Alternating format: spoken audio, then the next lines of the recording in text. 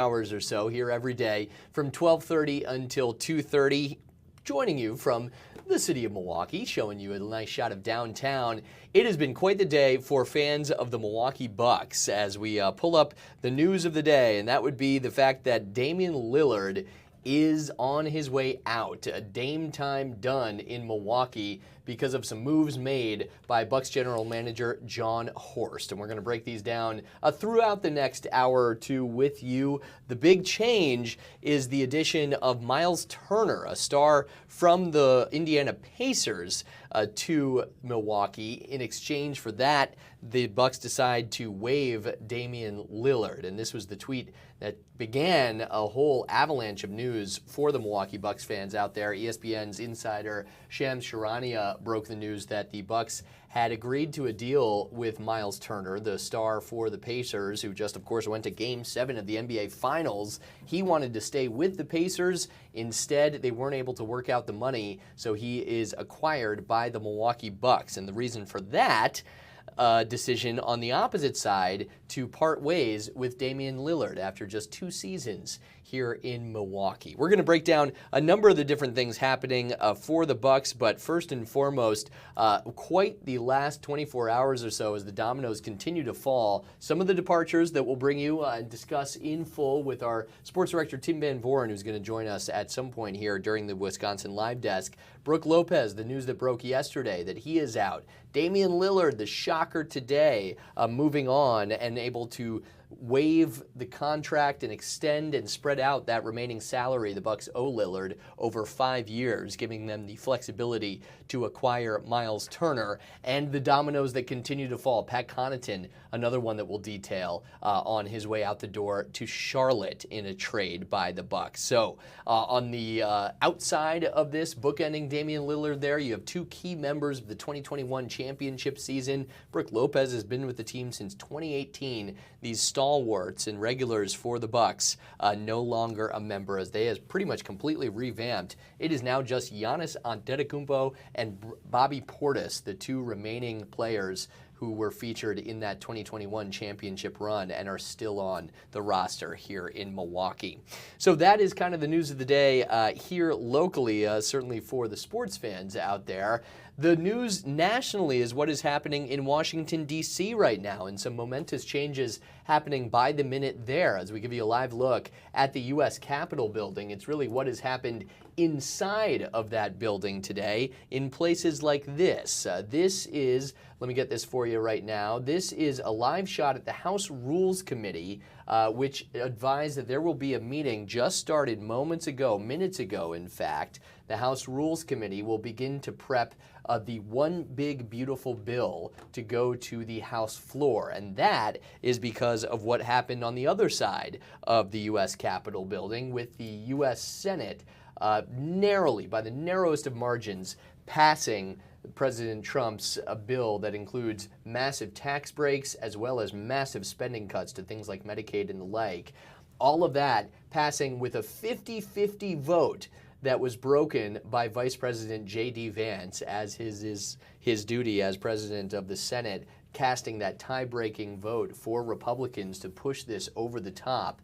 They could only lose 3 members of the GOP on the U.S. Senate, and they did. Senators Tom Tillis of North Carolina, Senator Susan Collins of Maine, and Senator Rand Paul of Kentucky, for different reasons, all voting against the president's bill. But with the Vice President, J.D. Vance, casting that tie-breaking vote, it does indeed move back from the Senate to the House, and that is where this meeting is expected to also be difficult and contentious. The House Rules Committee now bringing up that One Big Beautiful Bill, as is its official name, for an eventual vote on the House floor, where it will be another difficult fight. But the president has put out a deadline. He wanted to sign this bill by the 4th of July. That is, of course, now just 3 days away, on Friday.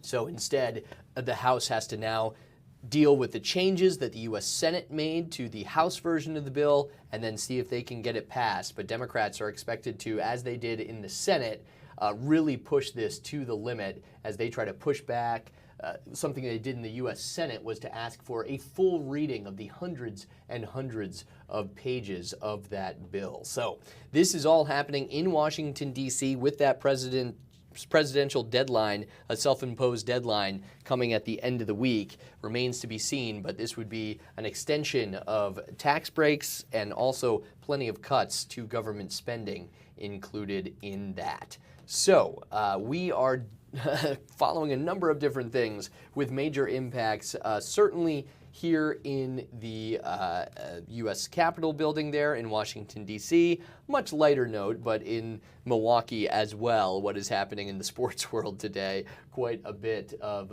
shock and development in both politics and sports today. And we're staying on top of all of this for you right now. Now, some of the other things that we are tracking here as well, I want to bring you this. This is a live look in Idaho right now, and let me make sure I get the right information for you because a number of different things have happened in the state of Idaho. This will be a procession for the bodies of the firefighters who were ambushed and killed earlier this week. That was quite a shocking development as a man started a wildfire to then draw firefighters to that scene, and then that man fatally shot two of the firefighters, wounded another one actually in the northern part of Idaho, and instead that man was then found dead afterwards as well. So the procession for the two veteran firefighters who were killed is supposed to happen. This is near a place called Lake Coeur d'Alene in Idaho, where the responding firefighters were shot after smoke was seen rising from the woods there in that area. And we will try to bring you that as it gets going there. As you can see, people are gathering. The American flag's ready to fly as well, but hasn't quite gotten underway. So we'll keep an eye on that as things develop throughout the day today. We are also waiting word from the mayor of Los Angeles, Karen Bass, on some of the different issues, including the Trump administration's actions against illegal immigrants in her city, the city of Los Angeles, as we watch the police cars, the escort arriving there ready for that firefighter procession, something we will bring you as it continues. But as you can see, the vehicles just getting situated. There's now been some discussion here as you're seeing the chairwoman in that House Rules Committee getting ready to discuss the big, beautiful bill. Let's listen into what she's saying because, again, all this is changing after the Senate passed it with J.D. Vance casting the 50-50 tie-breaking vote. Now it's with the House. Let's hear how some of that process goes. And while those diligent efforts have been undertaken by many, we have still heard the same doomsayers yelling to the rafters week after week about this legislation. Each week, they head back to the rhetorical trough, select a new inflammatory claim, and broadcast it feverishly to the masses as if the threat of the sky falling is imminent. For the record, the sky is not falling. We're all too familiar with this worn-out song and dance routine. The fact is that Americans are not fooled by these ludicrous claims. They're not buying into the fear-mongering because they know better. They see the One Big Beautiful Bill Act as a monumental opportunity, an opportunity that will spur even more prosperity within the nation and further propel America into the golden age where it truly belongs. As the Speaker laid out very succinctly, this bill gets Americans back to winning again, and yes, it's been a long time coming. From delivering historic tax relief to reigniting our economic engine, creating massive investments in border security, to capturing generational savings and much more, H.R. 1 is the embodiment of the America First agenda.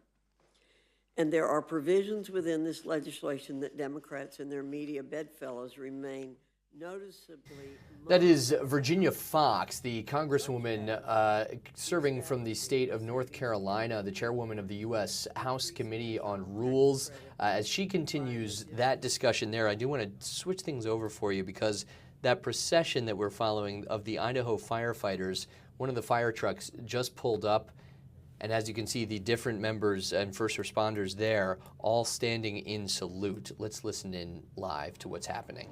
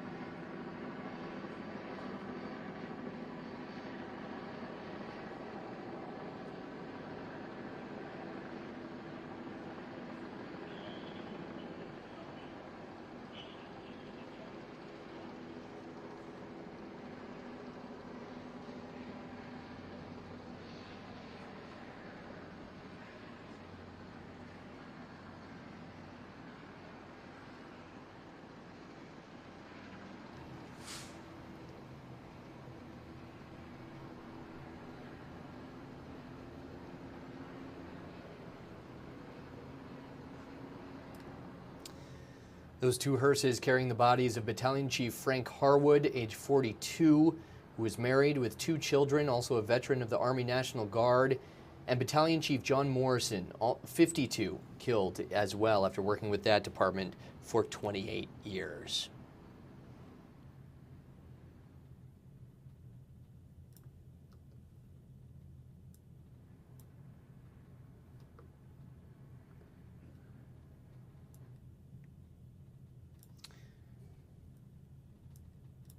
And while that continues, a lot happening by the moment here on the Wisconsin Live Desk on this Tuesday afternoon. I want to switch you over to the arrival of President Donald Trump. He has been on a bit of a tour down to, I believe to Florida this morning. Let me get the information for you here right now.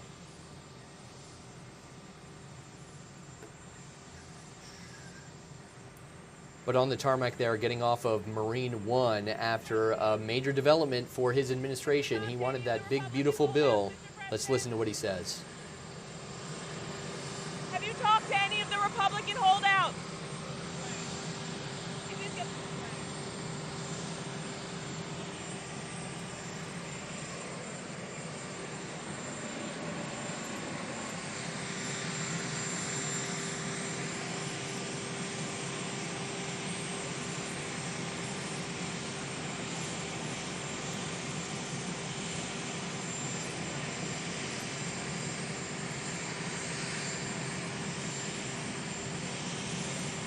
A live look at the President of the United States there, boarding Air Force One. I believe we could hear him kind of mouthing the words, trying to shout the words over the engine noise to the reporters there, saying, "We'll talk on the plane." Of course, reporters want to ask him about the passage of that big, beautiful bill in the U.S. Senate, sending it back to the U.S. House, where right now the House Rules Committee is beginning discussion of that big, beautiful bill. It will have to receive approval from the House because of some changes that the U.S. Senate made to the bill as well. The president hoping for a legislative win as he has a handshake and a smile for a former political opponent, Florida Governor Ron DeSantis, who at one time was running to be the next commander-in-chief and ultimately was not able to overcome President Donald Trump in the Republican primaries of last year. And of course now working together on a number of different things in the state of Florida, the president's now home state there. As they approach the reporters here, we might get a chance to hear from the president. Trip was nice, and the job they've done is fantastic. And this is what you need. And Ron worked beautifully with Christie and all of the people at Homeland Security, and got it done in how many days, Ron? 8 days, a new facility was up and running. So, And is this a model going forward, Mr. President? It can be. I mean, you don't always have land so beautiful and so secure. We have a lot of bodyguards and a lot of cops that are in the form of alligators. You don't have to pay them so much. But I wouldn't want to run through the Everglades for long. It will keep people where they're supposed to be. This is a very important thing. We're setting records at the board. You know, we had no people come through last month. 0, no people. But we're going to keep it that way. So Ron did great, and I want to thank you. well, look, we thank you, Mr. President. Thanks for your leadership. The border, you did that quicker than we knew you'd do it, but you did it so quick, which is great. But Biden let in how many millions, and you got to take care of them. And so this is one example of state operating this. The feds are approving it, supporting it. We're also going to have 2,000 more at Camp Blanding, which is our National Guard site. And we're the only state in the country that mandates our state and locals, law enforcement, to cooperate with ICE. And it's made a huge difference. On any given day, Florida constitutes about 20% of all immigration arrests nationwide, and that's just because of the partnership that we have. So I think it's great that the president's here. What I would just say is, don't let Florida be the only state. We've got very red states that should be doing this just as much as Florida's doing. That will increase their numbers, and then what happens is you'll have a lot of people that will deport on their own because they don't want to end up in an alligator Alcatraz or some of those other places. So I think this is a model, but we need other states to step up. I was going to ask you, would this be enticing for other states to come up with their own model? They are doing it. We have Louisiana doing it big. Alabama's doing it. We have a lot of states. They seem to be red states, and not too many blue states for whatever reason. You know, it's but the red states, Republican-run states, are doing it. The blue states don't do very well at security and policing, unfortunately. What would you say, Chris? You know, I would say that exactly right. The governor here has been fantastic in forming this partnership with the Department of Homeland Security. We were looking at different contracts with different vendors and thought, why not go straight to our governors and ask them to help us solve this problem? Florida was unique in what they presented to us, and I would ask every other governor to do the exact same thing.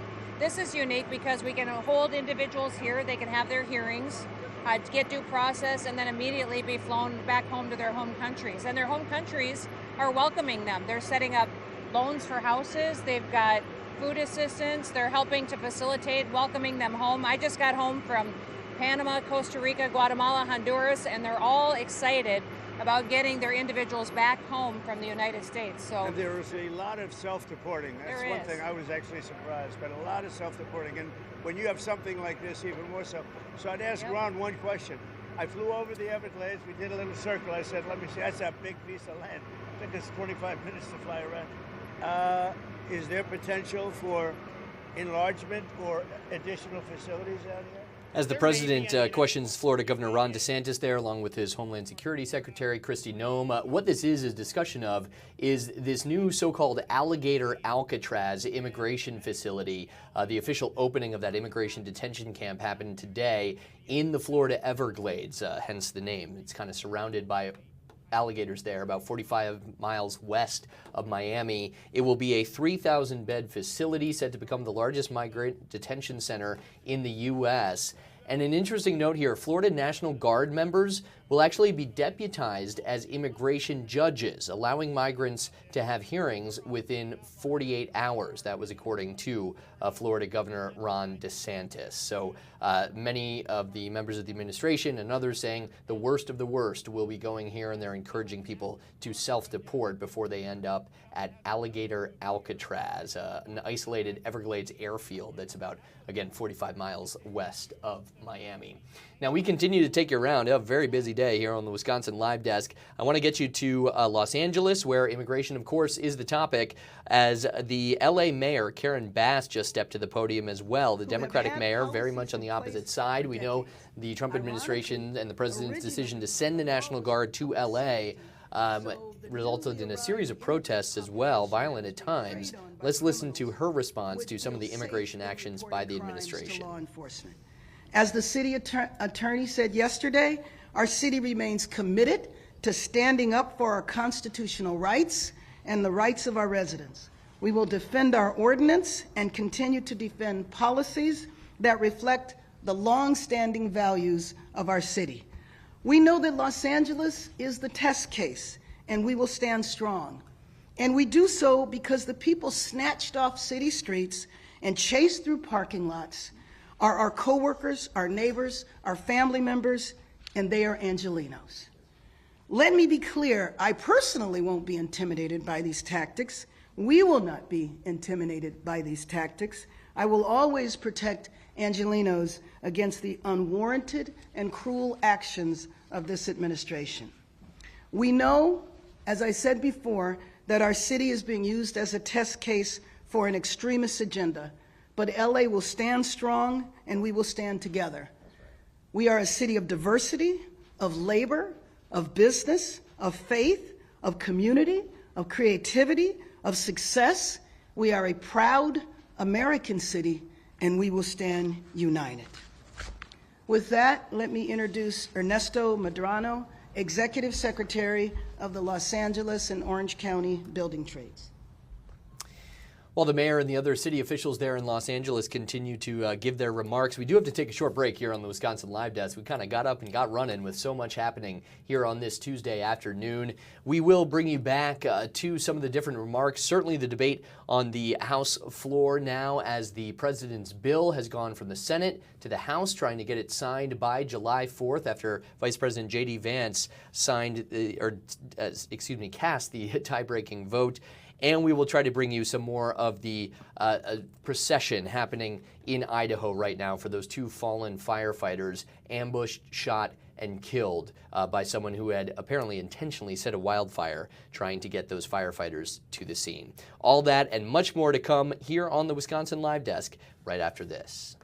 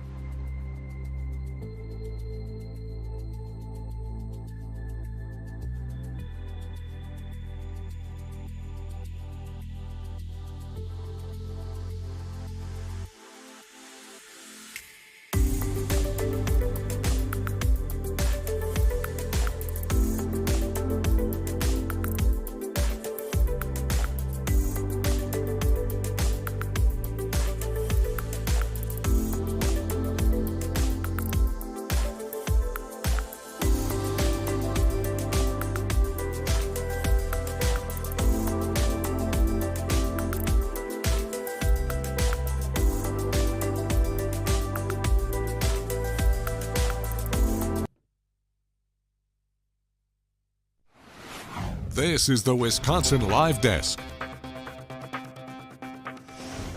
Hey, welcome back to the Wisconsin Live Desk. Carl Deffenbaugh with you here on this Tuesday afternoon, moving right along as we give you a live look at Fiserv Forum. And Bucks General Manager John Horst certainly has been busy today. Quite the flurry of news out of the Bucks front office here on the second day of NBA free agency. Started yesterday. There was already a series of news coming from the Bucks yesterday. The departure of Brook Lopez, the re-signing of some of the role players they had on the roster this season, some of the new names like Gary Trent Jr., Taurean Prince, Kevin Porter Jr., but none of that was preparing us for what was to come this morning. Just after 10 o'clock or so, as we pop up, who better than Giannis to react to something?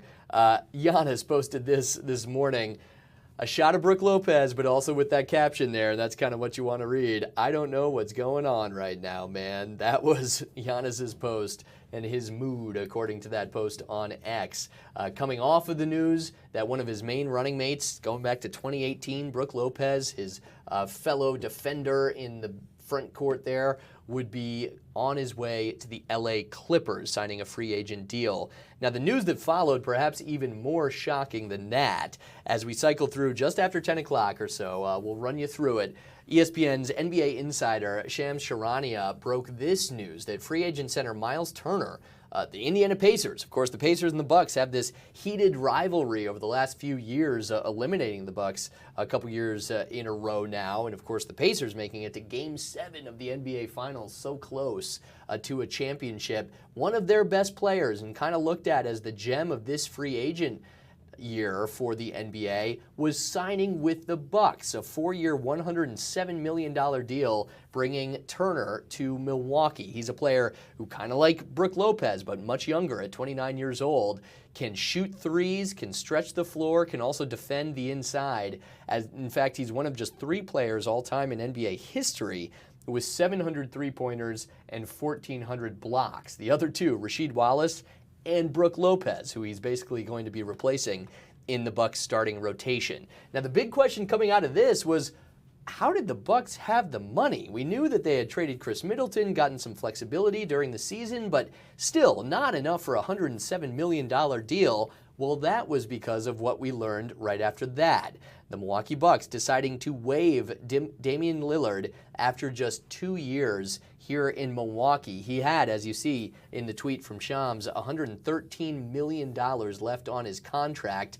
Well, the Bucks decide to waive that. Instead, the remaining money will be stretched out over 5 years. So it still hurts. There's still a lot of dead money there, about over $20 million each year for the next 5 years, but not the massive, massive hit to the salary cap that they would have had with Damian Lillard out pretty much all of this year coming off the Achilles.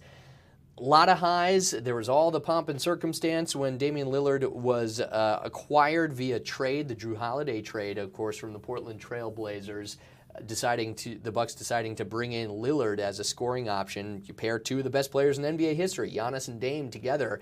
Expected a lot of points, and they were certainly one of the best scoring duos, the best, in fact, in the NBA when they were on the court together. But plenty of frustrations in the 2 years. The 2 first-round exits while Damian Lillard was here. Now, he played in the playoffs last year while Giannis missed that series. Then this year, the Achilles injury for Dame, so expected to miss most of, if not all, of the next season. And he will instead be doing that with another team. Many more dominoes to fall after that, including, with again some flexibility, Gary Harris is coming to town, another addition for the Bucks. The forward coming as a key wing player who has playoff experience. And then finally, another domino to fall, Pat Connaughton, traded today as well, going to Charlotte. So you lose Brook yesterday, you lose Pat via trade today. It's really down to just Giannis and Bobby Portis, the members of that 2021 championship season, as the Bucks will retool around their all-time great, Giannis, but with many different faces around him heading into a question mark of a next season, certainly in the Eastern Conference. All right, it's a whole lot of fun to talk sports with anyone, but especially with Tim Van Voren, our Fox 6 sports director, on a very busy day for the Milwaukee Bucks. He's going to join us after this here on the Wisconsin Live Desk. A quick break, and then all your Bucks basketball chat after this.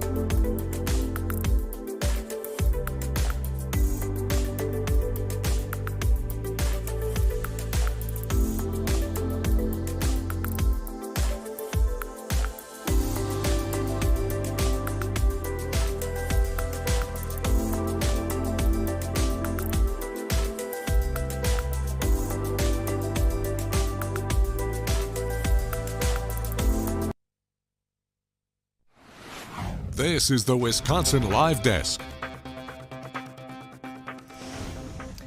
Hey, welcome back to the Wisconsin Live Desk. Carl Defenbaugh with you here on this Tuesday afternoon after a Tuesday morning that will be remembered for quite some time if you're a fan of the Milwaukee Bucks. Quite the official changing of the guard, so to speak, when it comes to recent eras of the team, certainly going back to the 2021 championship season and how much they can keep a championship window open with their star. Giannis Antetokounmpo still very much in his prime, still one of the best players in basketball. Who better to talk about all of this with than Tim Van Voorn, our Fox 6 sports director, as I bring in Tim and get his audio up, joining us very kindly to join us via the phone on what is a very busy day for you, Tim, maybe whether you were expecting it or not. We know NBA free agency, and certainly John Horst always seems to have a card up his sleeve. But let me start with this, and then we can get into all the different moving pieces here. Your general reaction, Dame time over after just 2 years, and Miles Turner, of all people, on his way to Milwaukee. Well, Carl, I don't know if this is verbatim or not, but I distinctly remember saying something along the lines of this at the end of the Bucks' most recent season. Boy, it's a shame they're so handcuffed they just can't do anything about next year's roster. And then today we have this tumultuous Tuesday with players moving in, out, big names moving in, out. The end, as you say, of the Damian Lillard Milwaukee tenure. The Bucks certainly did do something with their roster. They are swinging big. This is, I have to say, about as much as they possibly could do. There were questions as to why John Horst was extended right at the end of the regular season. His own contract was extended, and this was clearly why. A mandate to change the roster around Giannis Antetokounmpo using every means necessary. That's what the Bucks have done. And he certainly has done that over his tenure as GM. Never afraid to make a big splash, that is for sure. You could say that about John Horst. Let's get into kind of the 1-2 punch here, because it really was, in effect, almost a salary swap, Miles Turner for Damian Lillard. So first, the Damian Lillard side of it. He was injured, obviously, probably going to miss most, if not all, of next season. And all of the talk, you're right, Tim, certainly nationally, was the Bucks are so hamstrung by that contract that Lillard was going to carry into the next couple years. Was this even on anyone's radar that they could potentially waive him to still free up that money? Or was this kind of a magic act by John Horst? It's a bombshell to me, I'll tell you that. I mean, there's been a lot of NBA speculation over the last, certainly week leading into the NBA free agency negotiation period. I did not hear one time anyone mention the possibility of Damian Lillard being waived by the Milwaukee Bucks. So to me, that's a major bombshell. Yes, it's still going to count against the Bucks over the next 5 years as you spread out the contract, and that's a sizable contract to Damian Lillard. But I, for one, think it was time to get out from under, to be honest with you. Damian Lillard brought a lot of excitement when he came to Milwaukee. He sold a lot of sneakers. He could score a lot of points. Direct impact on winning basketball games, to me, was less than I expected. And that's not to knock Damian Lillard. He had a lot going on.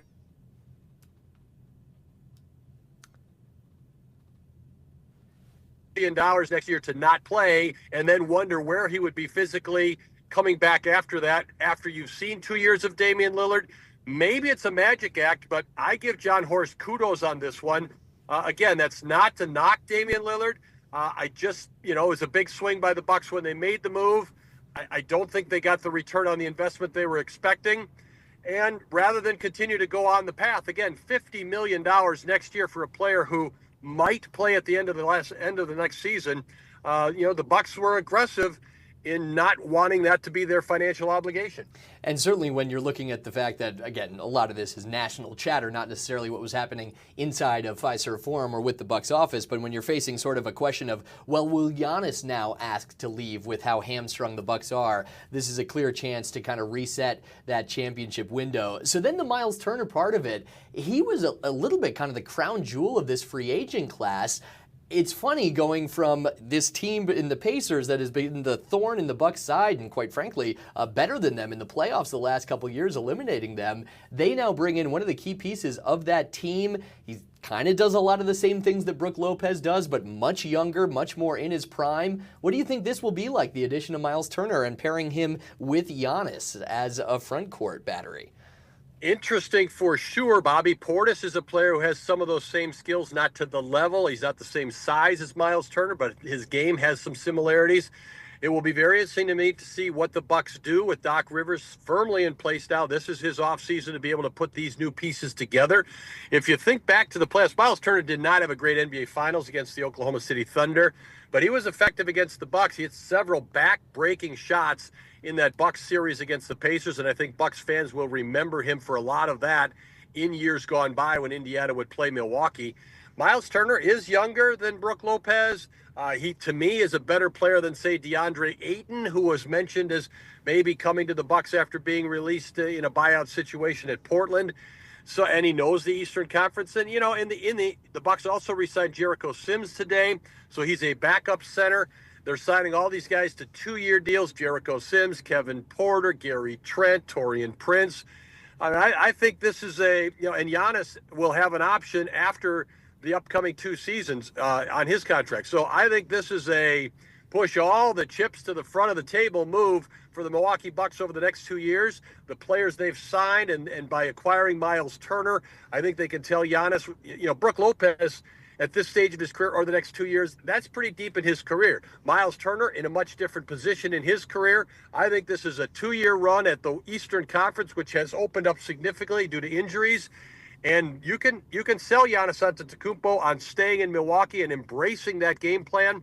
And if now you have room on the roster for the 15th spot for a recuperated Thanasis Antetokounmpo, all the better for the family. All of a sudden, it looks like Milwaukee continues to be home for the entire family. Yeah, who knows?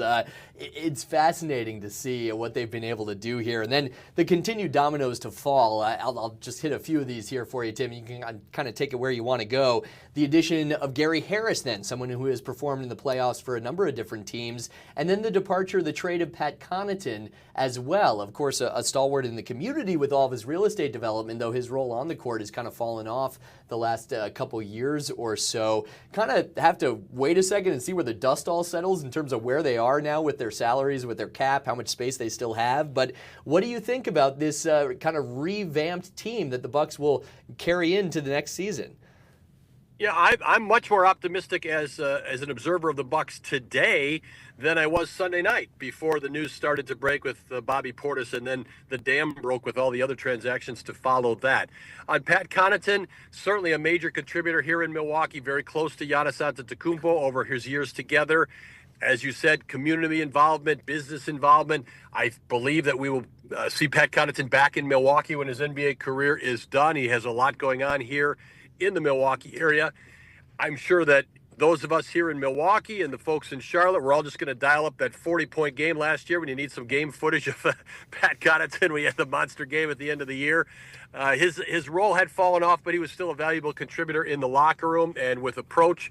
I think he's the type of young player, if the Charlotte Hornets keep him, the older player, if the Charlotte Hornets keep him, who can influence younger players like Con Knipple, who's just drafted out of Milwaukee and Wisconsin Lutheran, who's now going to the Charlotte Hornets. So Pat Connaughton, very good years of service, much more of a contributor than the Bucks ever could have expected when they first got him from Portland. As for Gary Harris, a nice player in the NBA, he's got kind of a common name. He's been on some teams you don't see all the time, so he's not a top of mind kind of guy, but he's had a nice career. He's filled in spots where he gives you good contributions.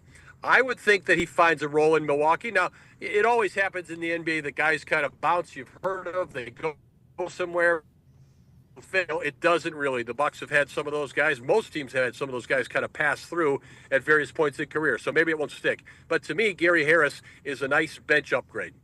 Let me ask you, too, you mentioned Bobby Portis there as well. And the question of whether he could have been the starting center next year when he re-signs, and there's maybe some thought that Brook Lopez's time here was done. That was a bit of a question. Now this seems to slide in pretty well, where Turner's your starting center, and Bobby can continue to kind of thrive in that six-man role off the bench.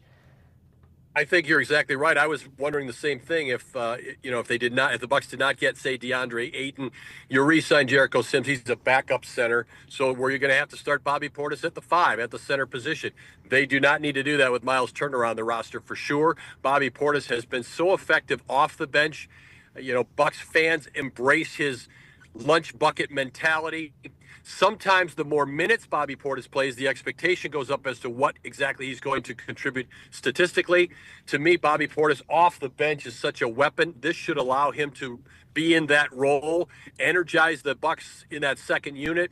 The bench mob that they used to call it, led by Pat Connaughton, is going to be looking different. I think Bobby Portis coming off, and he knows how to work with Giannis Antetokounmpo. And I think, given his skill set, Miles Turner, Bobby Portis, those guys are going to play off Giannis Antetokounmpo.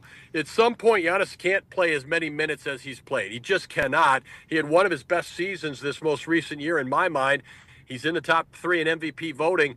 He legitimately remains one of the top players in the world. He's right here in Milwaukee. Doc Rivers will try to find a way to utilize his talents on the court. It's going to be different without Damian Lillard. Those two wonderful, supremely gifted individual talents worked as much as they possibly could to jive and come together on the court. It just was not the 1-2 punch that I think most people envisioned the possibility of it being when Lillard was traded to Milwaukee. So now it's just kind of a remix on this roster. How about the point guard hole now? Yes, it didn't necessarily work out in terms of playoff wins for this team, but plenty of points going out the door with Damian Lillard being waived by the Milwaukee Bucks. Do you expect still some follow-up moves for the Bucks in their backcourt now, as it seems their front court is kind of set with Turner and Giannis? Do they need another point guard to come in here and kind of run the show, or do you like what they have in terms of some of those relatively new faces that were re-signed? This is a valuation position right now for the Bucks, as far as I'm concerned, Carl. And I think it's going to be the eye of the beholder for this. Okay, you re-signed Kevin Porter Jr., who played a lot of point guard after Damian Lillard got hurt, and played effectively in Milwaukee after coming over at the trade deadline last year. You have Ryan Rollins. I assume he'll be re-signed as a restricted free agent. There's no guarantee of that, but Doc Rivers liked him. He's going to be relatively inexpensive if he comes back. You signed Mark Sears to a 2-way contract. He was not drafted out of Alabama, but he was an All-American player last year. So are those your point guards? Is enough? You can ask the question there. Again, to me, it's eye of the beholder as to what you think you're going to get out of those guys. What's the upside of Ryan Rollins? Can you marshal and harness Kevin Porter Jr., who has a lot of positivity to his game? He's probably a little looser in his game than you'd want for a starting point guard at this stage of his career. You know who was a great point guard in the NBA? Doc Rivers. So, there's a way that possibility exists of the influence from the coach onto this roster to see exactly what's going to happen. If this is the group of point guards, maybe the Bucks have one more move in them. It is possible that free up, as you said, when all the dust settles and we find out which contract means what, that they could go out and get one more guard. 2 last questions for you, Tim. You've been very kind with the time, but we know you have to actually get to building out your newscasts on this momentous day for the Bucks as well. First and foremost, let's get back to John Horst, who I do think kind of flies under the radar a little bit, certainly when it comes to the national NBA scene, perhaps. He's not the most boisterous guy. He's not on all the talk shows or anything like that. How is he viewed in NBA circles and here in Milwaukee with what he's been able to do with a small market team that has this absolutely iconic one player and the multiple iterations he's been able to build around him now, around Giannis, over these 10 plus years in the league? I don't know how you couldn't view John Horst positively. I think he's probably viewed more positively outside of Milwaukee than in the city, to be honest with you. Think of the value of the signing of Brook Lopez alone, okay? What did the Bucks get out of him when he came as a free agent? Think of the acquisition of Bobby Portis. What did they get out of him and are going to continue to get out of him? Think of Pat Connaughton, who was a key contributor to a championship team. I remember when they got Pat Connaughton, I thought, is there even room on the roster for this guy? He became a rotational player for a championship team. And then probably as much as anything else, he took a swing at Damian Lillard. He kept Chris Middleton, now moved Chris Middleton. He was able to get multiple re-signings from Giannis Antetokounmpo. That in and of itself, you can value the loyalty of Giannis Antetokounmpo, but if it had gone sour, there were all kinds of suitors around the league who would have scarfed up Giannis. John Horst, the ability to keep Giannis in Milwaukee, keep him engaged, keep him happy. We have not heard any belly aching from Giannis Antetokounmpo over his years in Milwaukee about wanting to be elsewhere. There's speculation, sure, from the outside, but that's people saying it can't really be true, right? Well, Giannis is going to be back, and John Horst is going to be in charge of this franchise again going forward. He was certainly in line to become the president of the Detroit Pistons. The Bucks did not give him permission to pursue that job.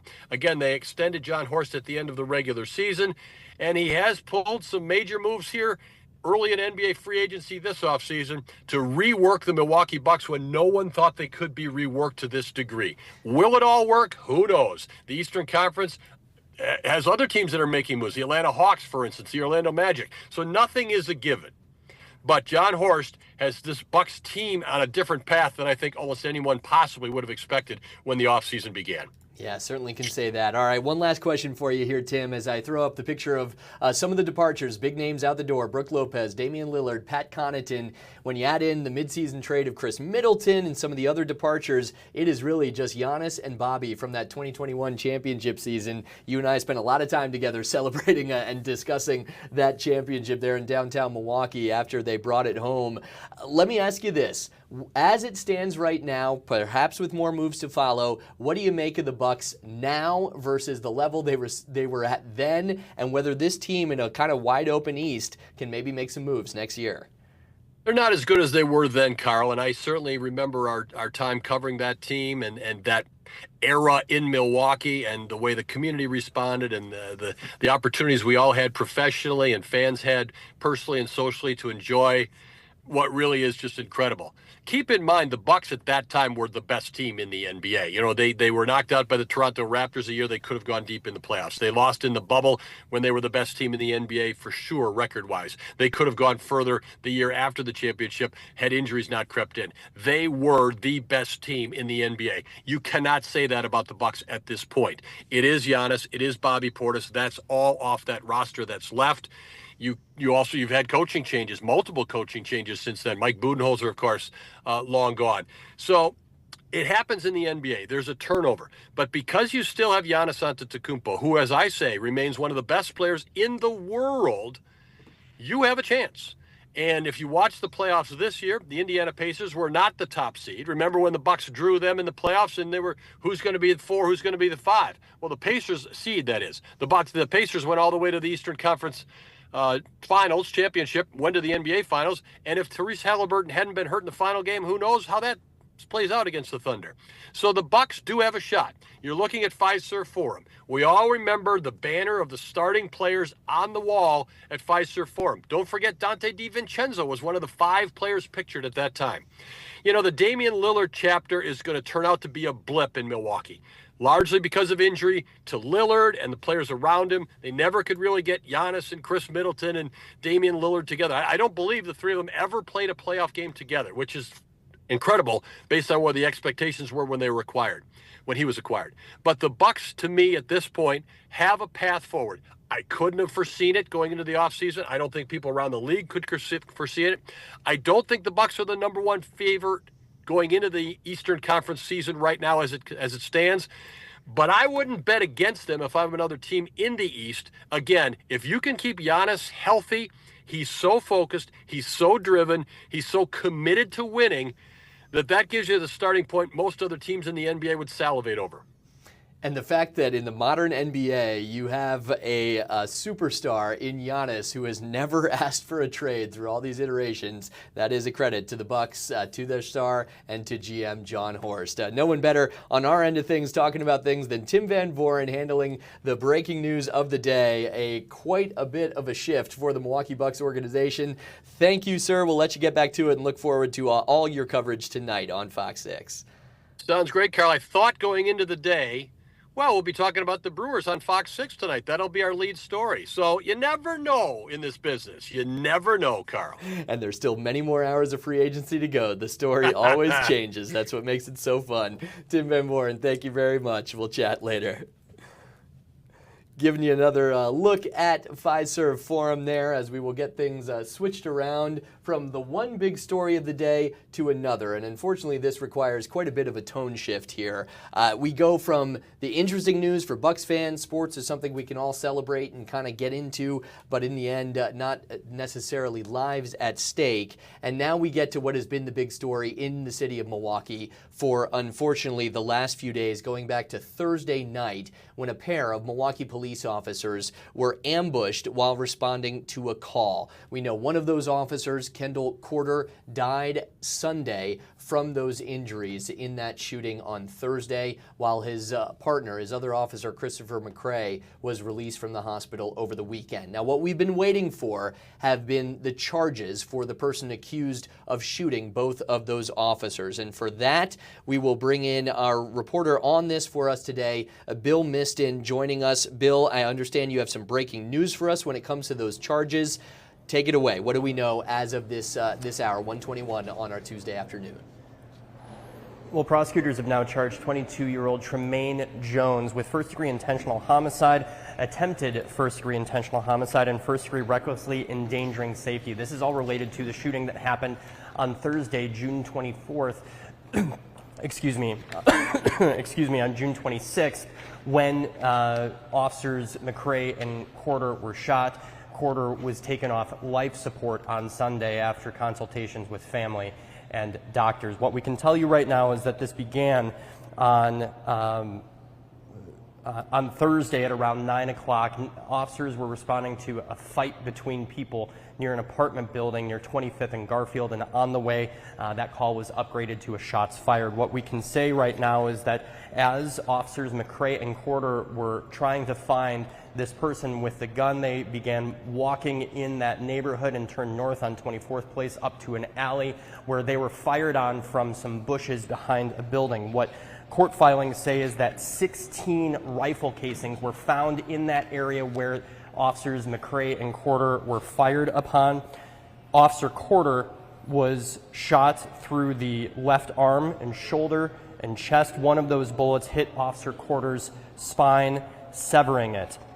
Officer McCray, he was shot in his foot, right thigh, and right side of his back. Now, what's interesting about this is that filings say that Jones purchased this semi-automatic rifle, a .556 caliber rifle, from Prolific Arms in West Allis less than a week before the officers were shot. It says here that he had purchased the gun on June 17th and then picked up the gun on June 19th, and we know that the shooting happened just 5 days later. So 16 rounds, filings say, were shot in the direction of officers McCray and Corder, both of whom were shot, and Officer Corder, who later died from his injuries from those wounds. What we also know is that this began because there was a fight, according to court filings, between a number of women and with the defendant, who has, it says here that fights, there were a series of fights between groups of girls over the defendant and allegations of cheating. And at one point, a woman had called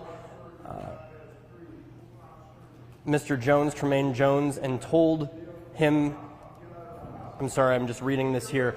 One of the witnesses said that someone in this group, in another group, had called Jones, who then said he was on his way to that location back on Thursday, June 26th.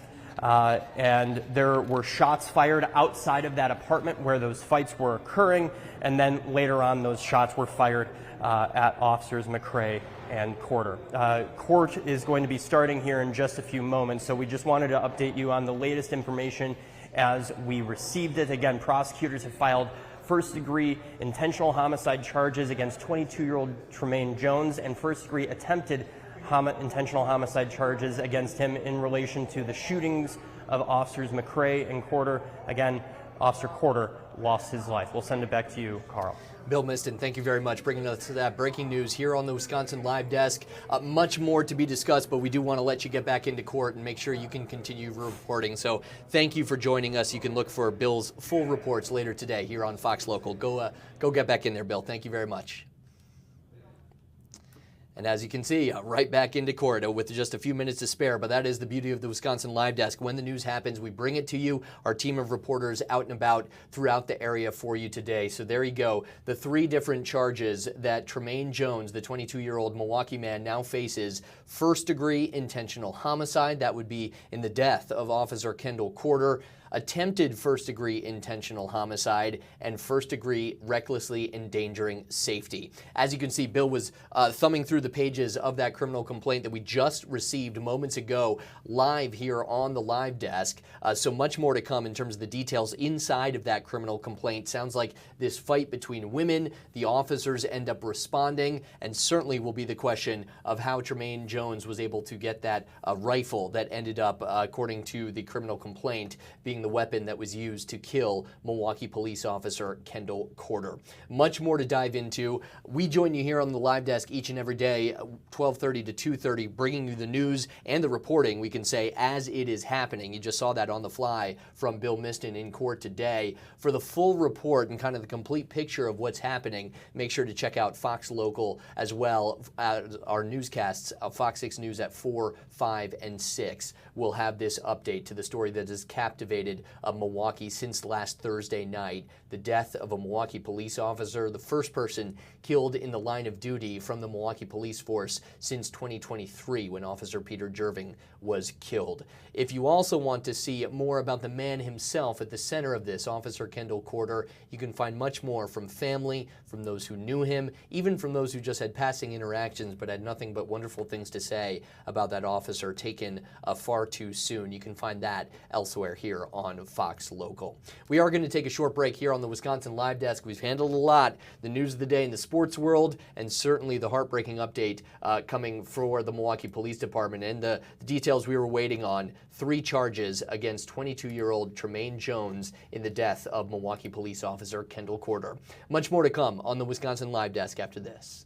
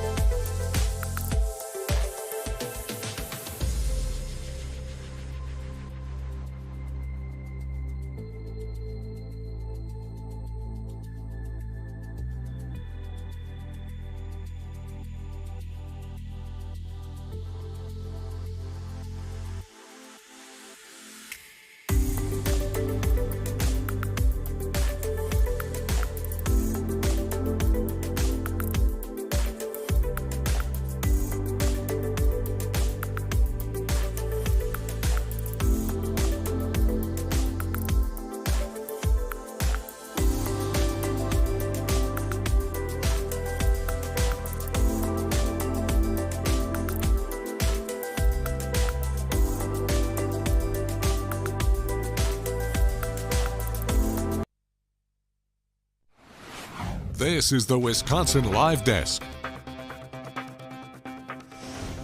Welcome back to the Wisconsin Live Desk. Carl Deffenbaugh standing by Kim Murphy's shoulder right there. Hey, Kim. Popping in. She's coming up next. She'll be on momentarily. The Wisconsin Live Desk rolls along here 12:30 to 2:30 each and every day from Fox Local as well as the Fox 6 Milwaukee YouTube channel. All right, Kim is ready to take over for the second hour of the Live Desk, so we're going to use this as a chance to do our handoff here. We want to bring you the continued procession. We're seeing some different shots now from the state of Idaho. Those 2 firefighters who were ambushed, shot, and killed while responding to a wildfire that reportedly was intentionally set to draw firefighters to that part of Idaho. We saw the hearse and the firefighters leaving one of the offices, I believe the medical examiner's office there in Idaho, a little bit earlier on the live desk. Now we're getting a series of shots from our reporting partners out there in Idaho along the processional route. And you can see the number of people that have shown up to show their support for those two firefighters and for the entire department going through such a terrible time as the Milwaukee Police Department is going through something similar here in town. So we're going to leave this up for you right now. I'll get the audio for you on the procession honoring the two Idaho firefighters killed. And let me get you their names again. As we mentioned earlier, Battalion Chief Frank Harwood, 42, a member of that department for 17 years, a father with 2 kids and a wife left behind, as well as Department Battalion Chief John Morrison, killed after working with the department for 28 years. The procession continues. You can take a listen at this while Kim and I get switched out here on the Wisconsin Live Desk.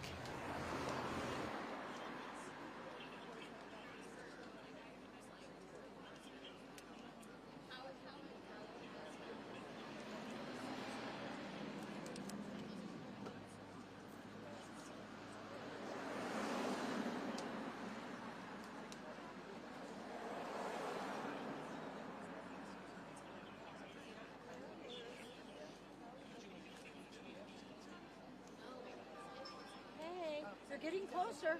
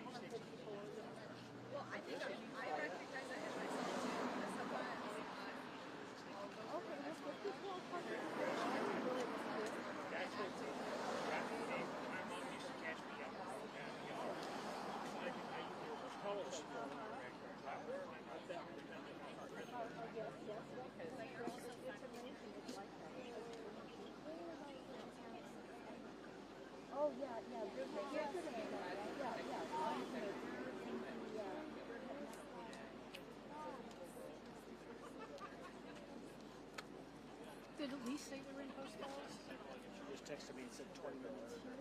Okay. Which probably means they're close to exit. Yeah. I'm sure if we've done it, it's going to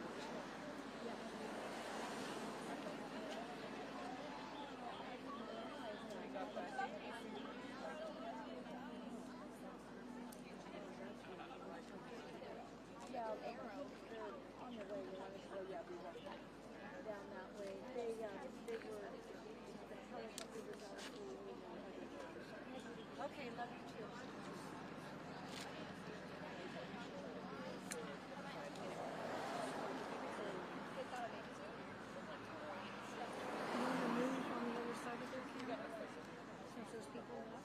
You could.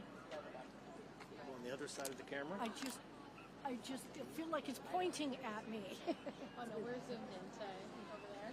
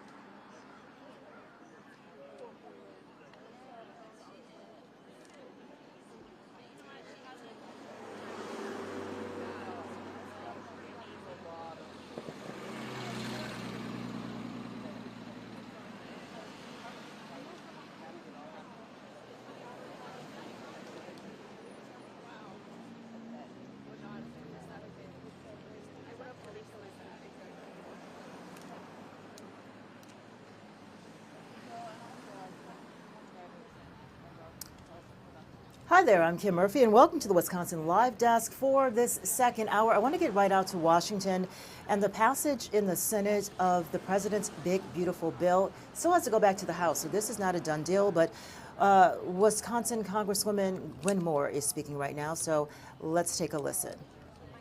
GOP. You know, the Committee on Ways and Means was asked to increase the U.S. debt by trillions of dollars. And boy, did we meet that mark with this bill. We done good with regard to meeting that mark. And what did the American people buy with the $4 trillion in debt? Massive tax goodies for billionaires at the cost of 17 million Americans losing health care coverage and more hungry school children. By their deeds, you will know them. This is the moment for all of us to stand on the shores of the Rubicon, where you can never go back on your legacy. As Senator Tillis from the great state of North Carolina, he has decided that he cannot go back, whatever happens in North Carolina, that he would rather resign than to go back on his values as a human being. So as we once again consider the billionaires' bonanza bill, which of course the Senate made worse. I mean, it's hard to imagine, but they did.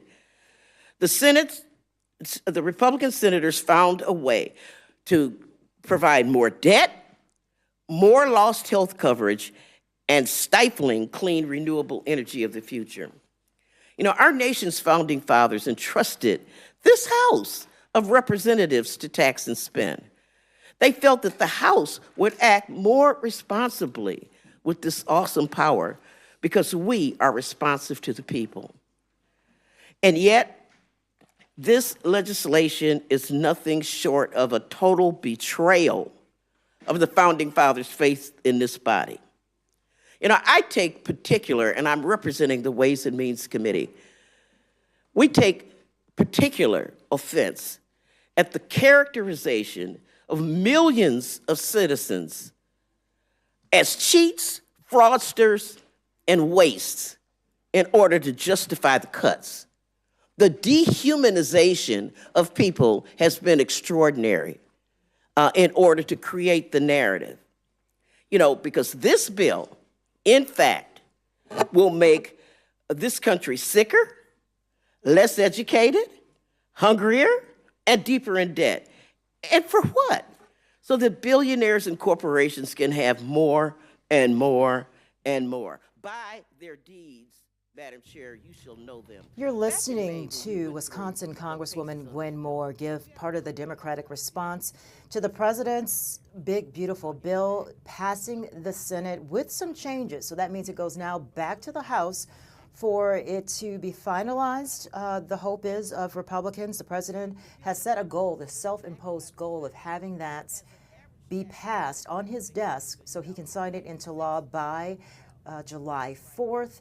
There were 3 Republican holdouts. Tom Tillis, you heard Congresswoman Moore speak about of North Carolina.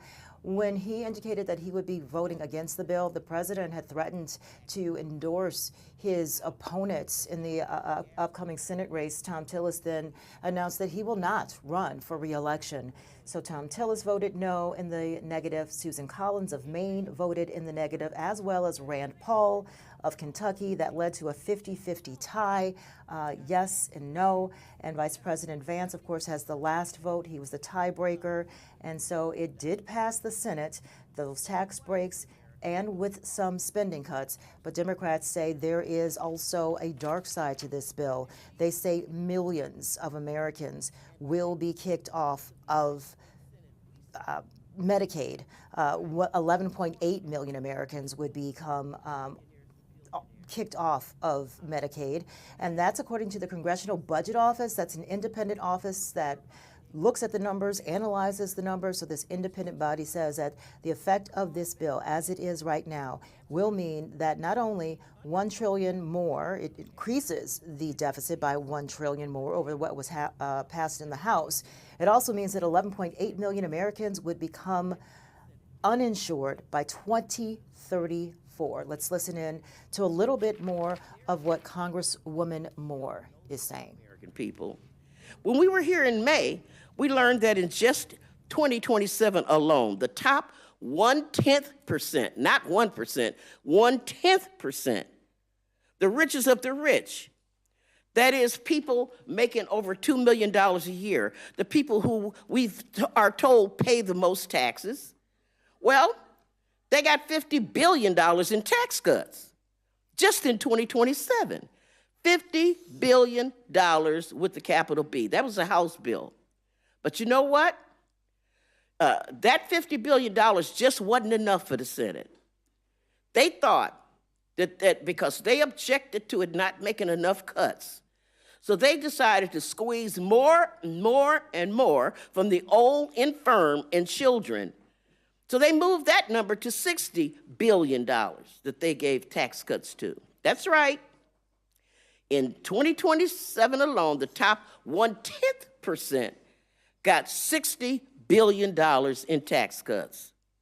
Now, imagine the need in this country for better schools, child care, and job training. Imagine the needs we could address with the money. Nope. Republicans want to give a stimulus boost to the super yacht market. Madam Chair, back in May when we were here, I expressed my deep sadness that in order to, quote unquote, pay for these tax cuts, Republicans were kicking millions of the most vulnerable Americans off health care. Well, you heard it here from this panel. The Senate upped that number to 17 million people.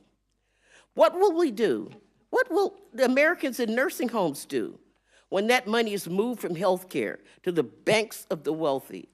Put them into the streets and hope for the best? Maybe they can get online and do a GoFundMe for all their health care needs. By their deeds, you will know them. Finally, Madam Chair, when we were here last May, we had a bill that the CBO said would blow up the deficit by $2.4 trillion. And when you add interest costs to that, you get $3 trillion. We want to wrap this up a little bit as we are preparing for the suspect who has now been charged in the shooting of 2 Milwaukee police officers. The afternoon session is about to begin, but you're hearing Republicans and Democrats both respond to the big, beautiful bill. The president has termed it. Passing the Senate, it goes back to the House for final revisions.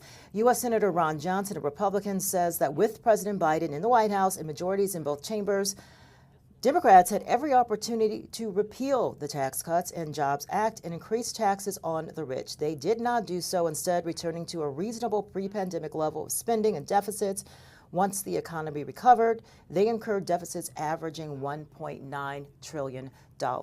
So that is what is happening in Washington, D.C. But this big story that is closer to home, we want to take you now to the courtroom.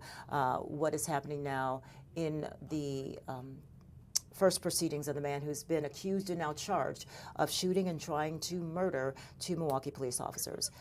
Let's listen in.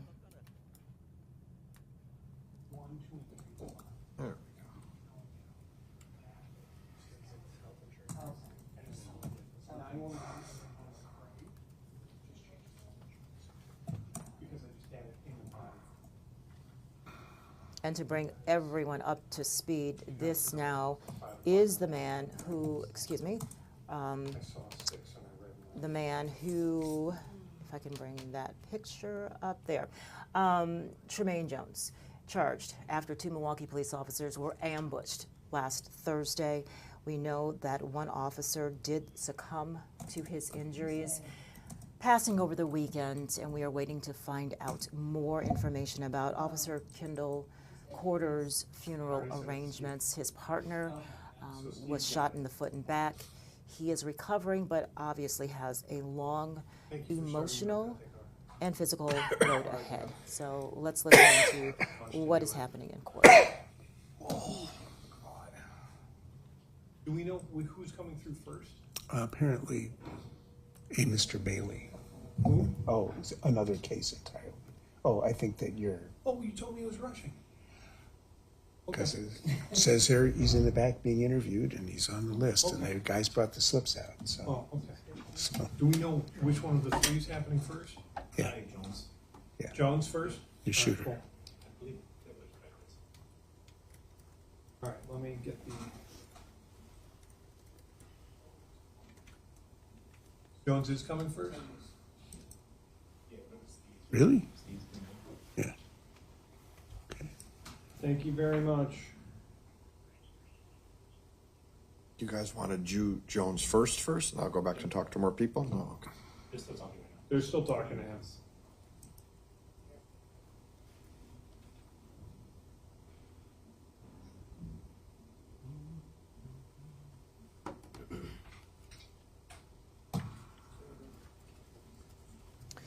As we wait for Mr. Jones to enter court, he was just charged in the last half hour. We heard a report from Bill Miston, who's in court.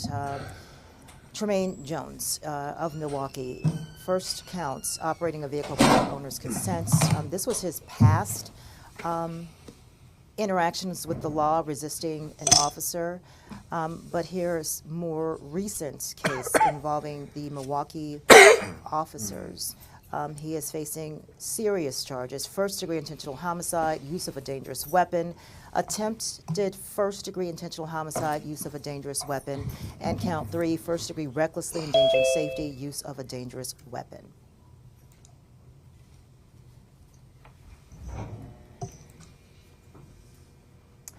And again, this is the man who we are expecting to make his court appearance. This all happened Thursday evening. Officer Christopher McCrae and his partner, Kendall Corder, were responding, first of all, to a report of a man with a weapon. The call was elevated to shots fired. When the two officers arrived on scene, they were immediately fired upon.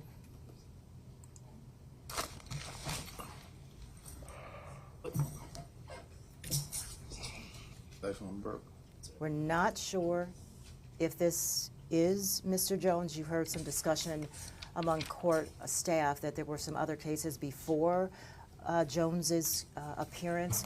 So let's just listen in to find out who exactly this person is.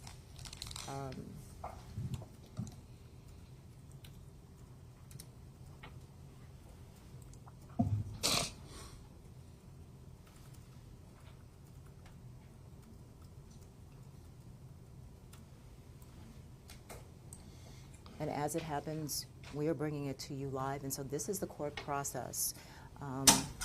There is always a docket of cases.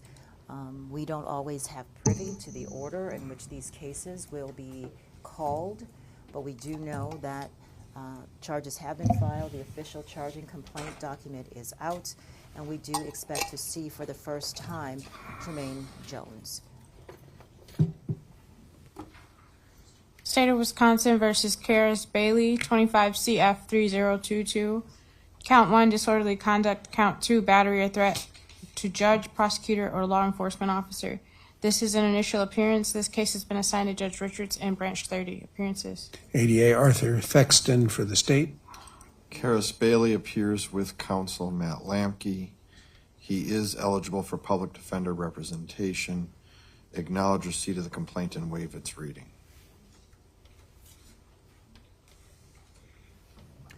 So as you heard, it does not appear that this is the suspect that we are waiting for, Tremaine Jones. So we're going to take a quick break because we don't want to miss a moment when this case begins. So hold it right here on the Wisconsin Live Desk. We'll be back in 120.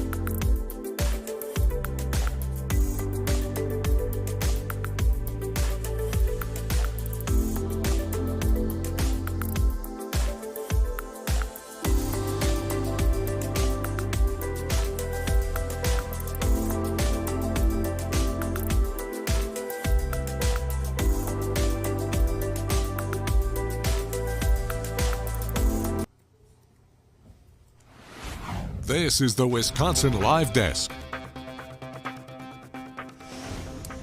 Welcome back to the Wisconsin Live Desk. It has been a busy morning here and afternoon. On the national level, the president is one step closer to having his big, beautiful bill reach his desk for signature, but we're also watching what is happening here in the Milwaukee County courtroom. We are expecting the man who has been charged now officially with the attempted murder and murder of a Milwaukee police officer. He is expected in court, and our Bill Miston has been following this case. He too is in court, and as soon as that takes place, we are going to bring it to you. Right now, another case is being heard by that commissioner, so we're going to ease the volume down a little bit as we wait. But to give you some of the details out of this charging document, it says on the 26th, at approximately 9:10 p.m., Milwaukee police received a 911 call regarding a subject with a weapon in the area of 25th and Garfield, which was described as a long gun. The call referenced a group of about 5 people that were trying to get the people in the apartment building to come to fight. The call also referenced that there were the same people from the prior night who were involved in something. A number of different callers called 911, including a caller who said that a man was outside her window with what appeared to be a machine gun. And at approximately 9:12, 911 operators received another phone call who again said that there was a person outside of her residence who she identified the apartments and said that this person was outside shooting inside of the home. And so this then elevated that call.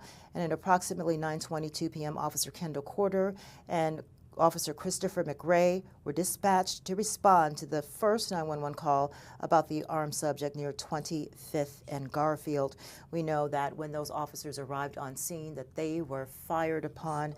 Officer McRae was shot in the back and the foot. He was released this weekend after surgery.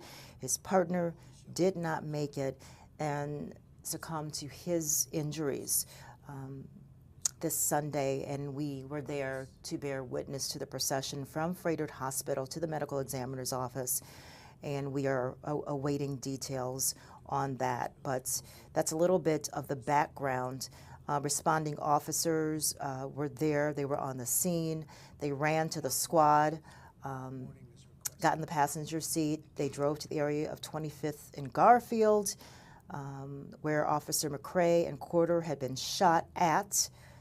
That officer heard someone over the radio request the injured officers to illuminate their flashlights so that officers could find them. It goes on to say, when the responding officer got out of the squad, saw one officer later determined to be Officer Kendall Corder. He was lying on his back. He was motionless, unresponsive, and his eyes were closed. We are waiting for the suspect in this case to make his first court appearance.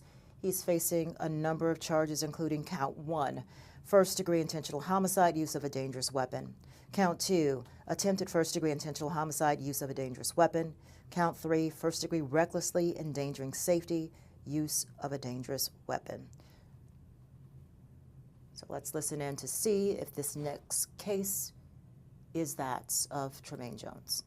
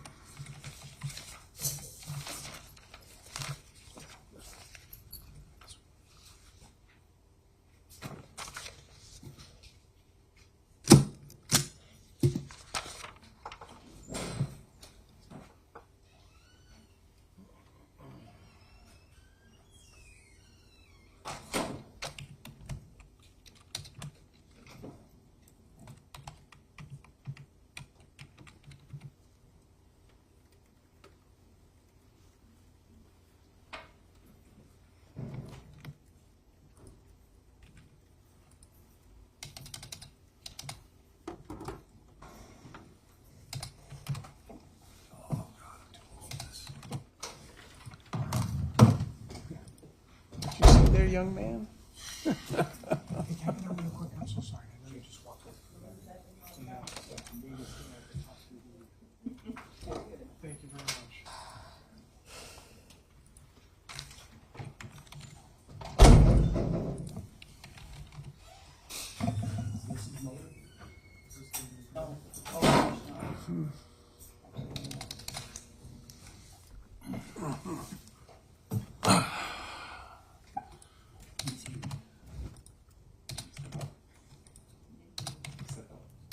Okay, once again, we are going to dip out of this in Milwaukee County. I'm keeping an eye on this, but we want to take you right now to a memorial that is happening in Idaho for those two firefighters who were fired upon.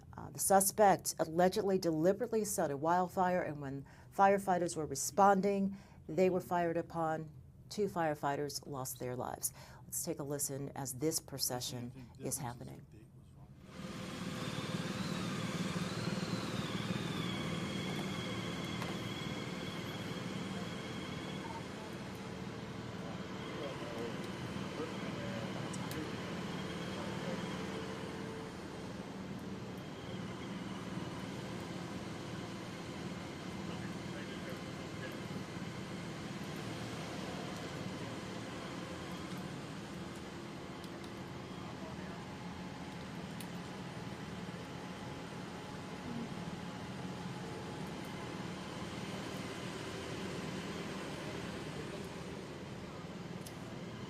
Again, this is a procession for those first responders who were ambushed in northern Idaho. Two firefighters were killed, a third was wounded.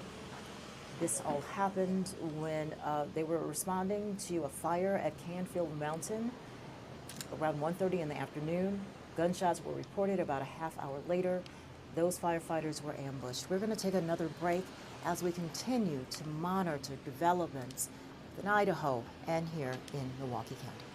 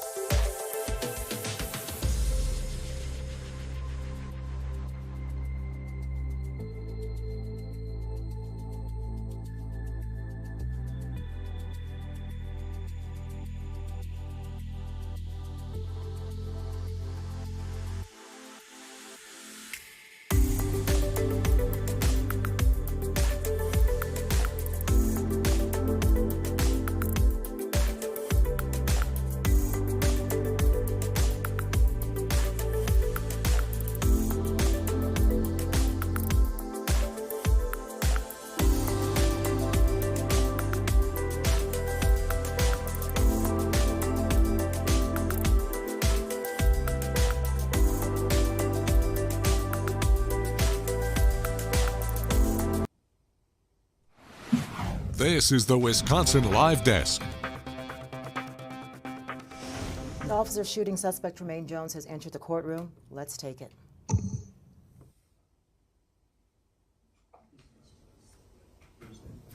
Okay. I didn't have time to call her.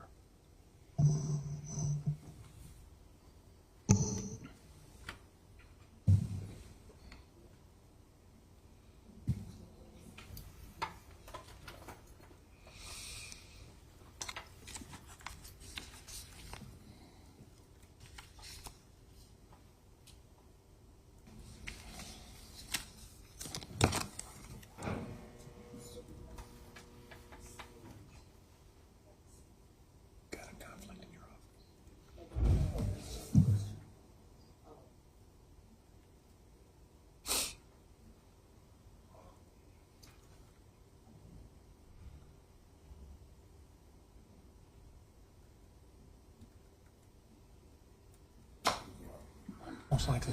Yep.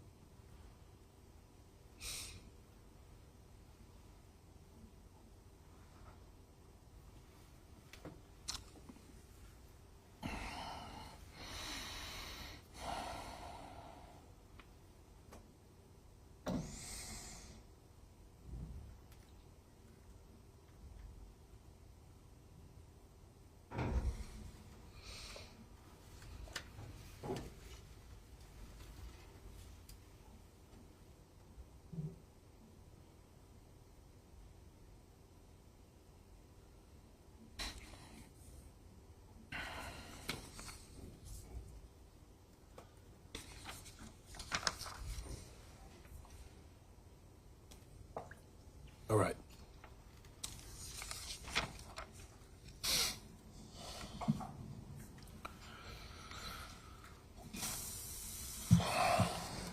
State of Wisconsin versus Tremaine Jones, case number 25CF3036.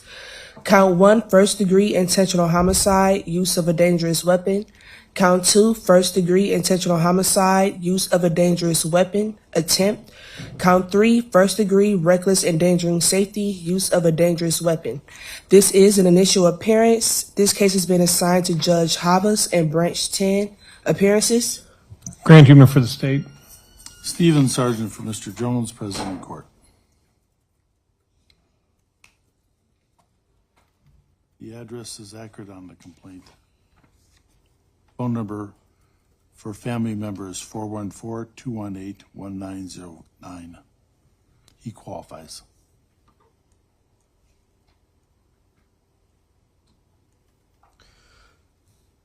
I've read the criminal complaint. It does state probable cause. Went over the complaint with him? Yes. Waive its reading? Yes. Went over his rights and penalties? Yes. Status to bill. Your Honor, first of all, the state will be requesting a no contact order and a no weapons order. I would note that I've already sent that to CCAP. I hope the clerk has gotten it already.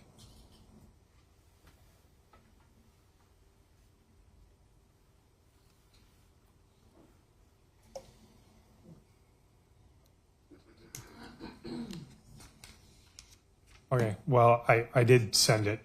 The no contact order would include all of the named and initialed victims and witnesses that are in the criminal complaint, as well as the two other individuals that are charged, JJK and BT, who are also mentioned in the criminal complaint. Regarding bail, the state is recommending $5 million cash bail. We recommend that based on the serious nature of the offense. In this particular case, the defendant went over to a location with a rifle. He fired it into the air. He is alleged, according to the criminal complaint, as witnesses, to have fired it into an apartment building. One thing that is not mentioned in the criminal complaint is that there were children in that apartment building and in that apartment. He then goes and waits in bushes, and when two officers go and are just doing their jobs, he opens fire on them. Officer Corder died. Officer McCrae was injured seriously as a result of the serious nature of those offenses, as well as the fact that there is evidence that the defendant attempted to send a witness or send another co-actor to go take the firearm away, which means that he is attempting to get away with this crime. The likelihood that he will not come back to court is very high. The threat to the public is very high. I'm recommending $5 million cash bail. I would also note that he does not have much of a criminal record. The only case that we do have resulted in a successful deferred prosecution agreement, or I should say a completed one, because a successful one would mean we wouldn't see him here again. So for those reasons, I am requesting that cash bail. Thank you. Defense. Clearly, this is a very serious charge and allegations. My client is a Milwaukee resident, cannot make any significant cash bail. I have nothing further at this point. He has family here. He's worked. He's been employed in the Milwaukee area. Realizing the seriousness of the charges, we'd ask for minimal cash bail. No monetary recommendation. Anything beyond a fraction of what the state's recommending is beyond his means. All right. You being ordered to have no contact with JJK, being ordered to have no contact with BT, the address of 2203 North 25th Street, JDJ, ECT, and DLW. No contact means not in person, not by mail, not by phone, not by third parties, and not by electronic devices. If you can think of a way of contacting those people or that establishment, do not do so.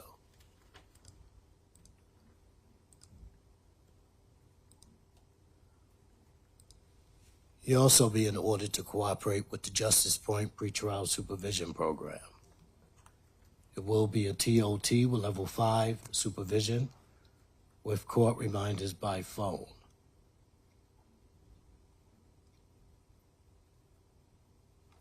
You're also being ordered not to possess any dangerous weapons during the pendency of this case.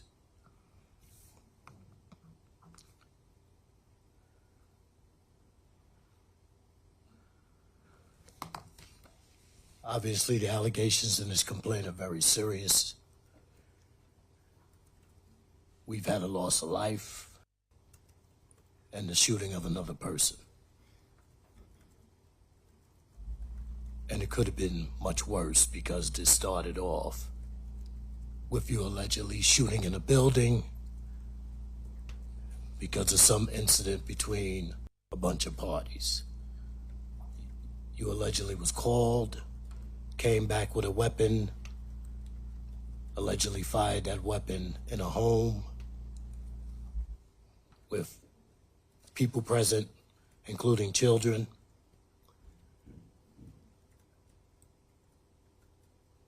Ran into an alley, hid in some bushes, and after that, the only thing that would be an apt description is that you allegedly committed cold-blooded murder. Unfortunately, there wasn't 2 lives lost. The case seems to be very strong based on the information in the complaint, and clearly bail, cash bail is appropriate. Now, I understand why the state is making the request that it's making. And I think most people would say it automatically should be set. But I think it's fair for people to understand that a request for $5 million here is what I call a dollar-for-dollar bail. If $5 million was requested in New York, that would equate to be $500,000. In Chicago, it would be $500,000 because in most places, you could pay 10% of a bail. There's bail bonds, bondsmen. In Wisconsin, we don't have that. And I try to keep that in mind when I set bails. Usually in homicides, this court sets $100,000 with aggravation and mitigation. In this situation, a lot of action, without a doubt. So a $100,000 bail would not be appropriate. I do not agree that 5 minutes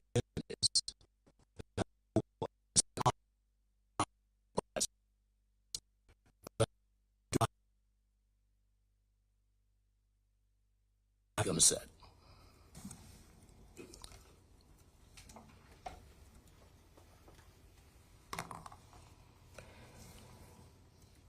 Any off groups or shifts?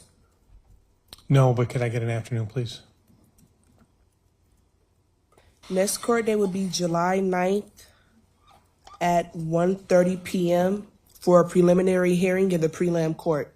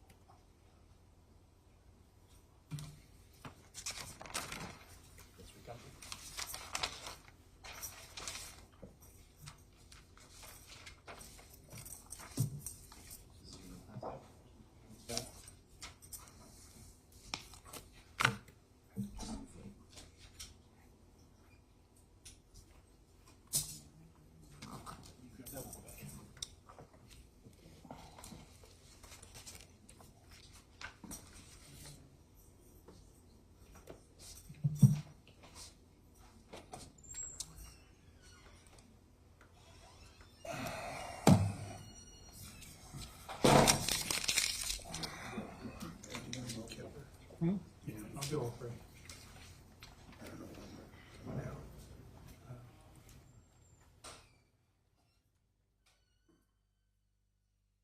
And you have just witnessed the initial appearance of 22-year-old Tremaine Jones is accused of fatally shooting a Milwaukee police officer and wounding a second. The commissioner sets his bail at $500,000. He is facing 3 counts, charges there: first-degree intentional homicide, attempted first-degree intentional homicide, and first-degree recklessly endangering safety.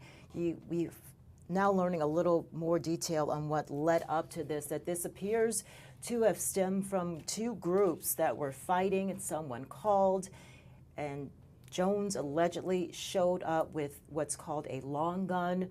2 officers were responding to that call, first of someone with a gun, and then after that, reports of shots fired.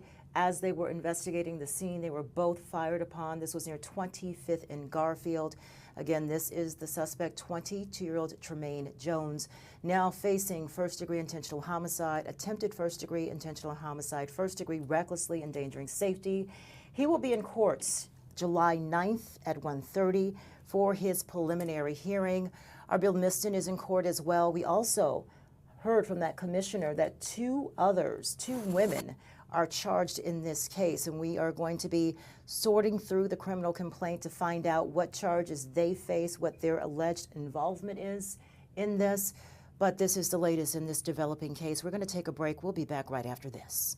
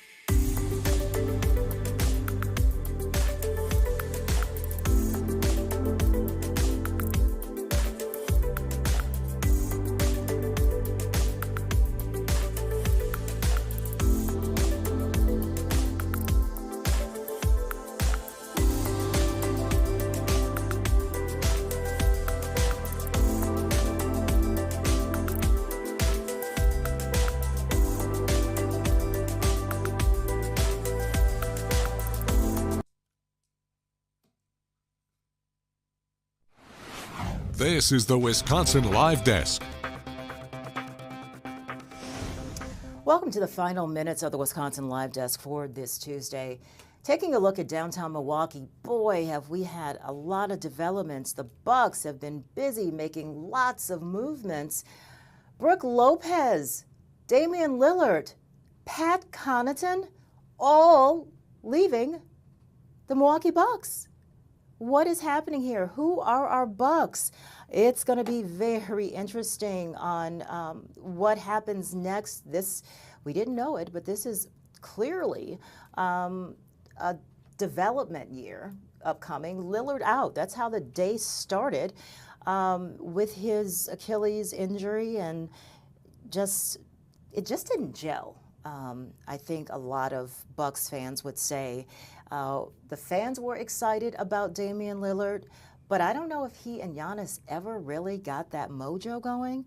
And couple that with his Achilles injury, and he could be out for a lot of next season.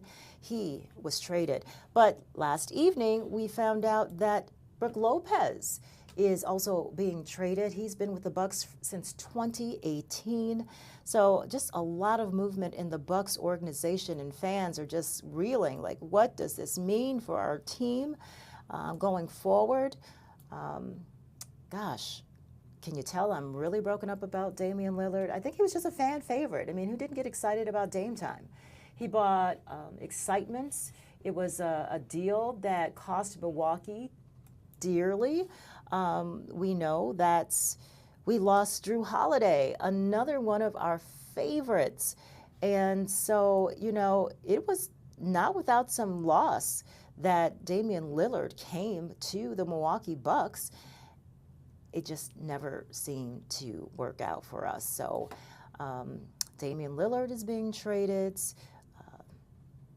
Brooke Lopez is being traded, and now Pat Connaughton. He's another favorite son of Milwaukee. I mean, Pat Connaughton has done a lot here in Milwaukee, even in the offseason, especially in the offseason. His foundation has worked with community groups, building new playgrounds, building new basketball courts. There's one that was just completed on Green Bay and Villard, brand new court, hoops, everything. So this is, hard to see that Pat Connaughton is also leaving the Milwaukee Bucks. I believe he is headed to the Charlotte Hornets. So this roster shakeup is continuing. So, the Bucks, they've first, we went through the coaches and we've landed on Doc. And so I guess there's not much else you can do at this point after another early exit from the playoffs, that you've got to make some changes to the roster. So they're waiving Damian Lillard. They're signing Miles Turner to a 4-year deal, trading Pat Connaughton to the Hornets, and the Bucks also rescinded their qualifying offer to a guard, Ryan Rollins. So there is so much that is going on here. What does Giannis think about this, about the trade? I mean, these are his guys, So this is a tough one for Milwaukee. So again, let's take a live look at downtown, and Pfizer Forum is down there. It's going to be a very, very different Bucks season. We're going to take a quick break. We'll be back right after this, closing with an update or just rounding up what happened today in Milwaukee County Court, and also telling you about a very interesting story involving Costco and Lululemon, and why is Lululemon suing Costco? That's coming up.